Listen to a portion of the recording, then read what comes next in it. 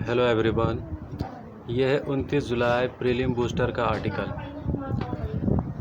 तो जैसा कि बोला गया था कि हर इवनिंग 6 से लेकर 10 तक प्रीलिम बूस्टर आर्टिकल अपलोड किए जाते हैं। तो ये आपके यूपीएससी जीएस प्रीलिम्स के पेपर को कवर करेगा, करंट अफेयर, और ये सारे टॉपिक कवर करेंगे। तो आज का 29 जुलाई का आर्टिकल है। पहला आर्टिकल है आश्रय। तो आश्रय क्या है? आश्रय बनाया गया है, एक आइसोलेट बेड है जो कोविड-19 पेशेंट को आइसोलेट करने के लिए बनाया गया है। तो इसको बनाने वाला है defence institute of advance technology. तो इसको बनाया गया है। तो एक क्वारंटीन करने के लिए आइसोलेट बेड है कोविड-19 पेशेंट के लिए, और बनाया गया है defence institute of advance technology. तो आश्रय किससे क्या है, तो आप इसको याद रखिएगा। ये एक आइसोलेट बेड है और इसको defence institute of advance technology के द्वारा बनाया गया है। तो अगला आर्टिकल है रिपोर्ट ऑन डिजिटल एजुकेशन। तो रिपोर्ट डिजिटल एजुकेशन 2020 लॉन्च किया गया है minister of human resource development के द्वारा ये रिपोर्ट रिलीज किया गया है। तो पेंडेमिक के वजह से ऑनलाइन एजुकेशन को बहुत ज़्यादा प्रमोट किया गया। तो कई सारे एजुकेशन से संबंधित कई सारे स्टेप लिए गए, जैसे कि एचआरडी मिनिस्ट्री की तरफ से स्वयं प्रभा टीवी चैनल लाया गया, ऑनलाइन मॉक कोर्सेस लाए गए, ऑन एयर शिक्षा वाणी, ई पाठशाला, national repository of open educational resource. तो ये इनिशिएटिव लिया गया एचआरडी मिनिस्ट्री के द्वारा, ह्यूमन रिसोर्स डेवलपमेंट मिनिस्ट्री के द्वारा। तो और भी कई सारे राज्य इनिशिएटिव उठाए, जैसे कि गवर्नमेंट की बात करें, स्टेट गवर्नमेंट की, तो स्माइल, तो social media interface for learning engagement, ये राजस्थान स्टेट गवर्नमेंट के द्वारा लॉन्च किया गया। प्रोजेक्ट होम क्लास जम्मू के द्वारा, पढ़ाई तुहार दुआर, education at your door step, ये छत्तीसगढ़ के द्वारा, और उन्नयन एक एप्लीकेशन है, ये बिहार के द्वारा किया गया।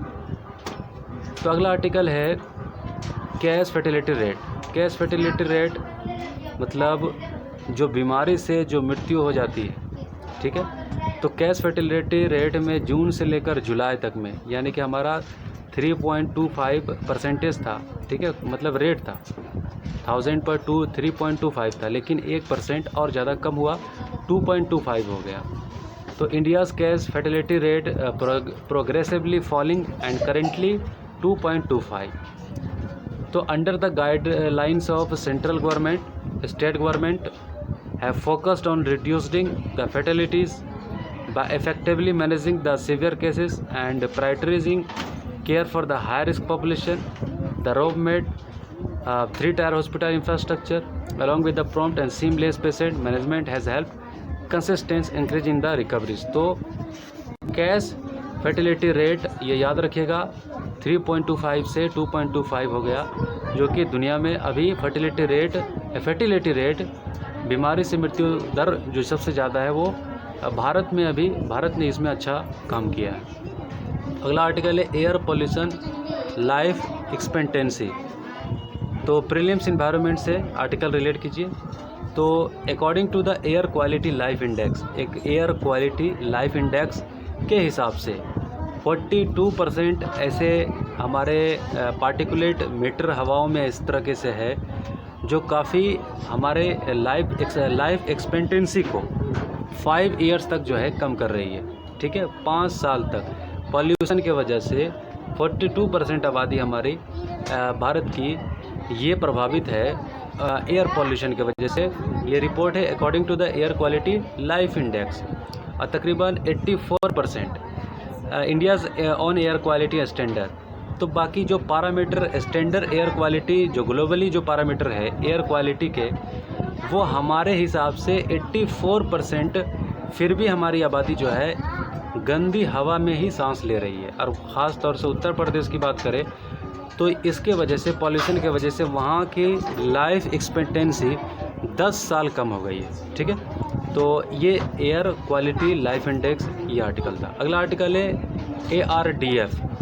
तो ARDF क्या है? द एशियन डेवलपमेंट बैंक, ठीक है, इन्होंने अप्रूव किया जो कि Asia Pacific disaster response fund, $3 million grant provide किया गया। ग्रांट मतलब समझ रहे, यानी कि ये लौटाना नहीं पड़ेगा। ये ग्रांट जो होता है ये वापस नहीं करना पड़ता, लोन नहीं होता है। तो $3 मिलियन प्रोवाइड किया गया, $3 मिलियन प्रोवाइड किया गया ADF के द्वारा, एशियन डेवलपमेंट बैंक के द्वारा। तो ये ग्रांट कोविड-19 इमरजेंसी के लिए प्रोवाइड किया गया, ठीक है। और एशियन डेवलपमेंट बैंक से $1.5 बिलियन कोविड-19 एक्टिव रेस्पॉन्स एक्सपेंडिचर सपोर्ट के लिए दिया गया, ठीक है। ये भारत को प्रोवाइड किया गया। तो ये था आर्टिकल्स आज का, ठीक है। थैंक यू, फिर अगला वीडियो में मिलेंगे।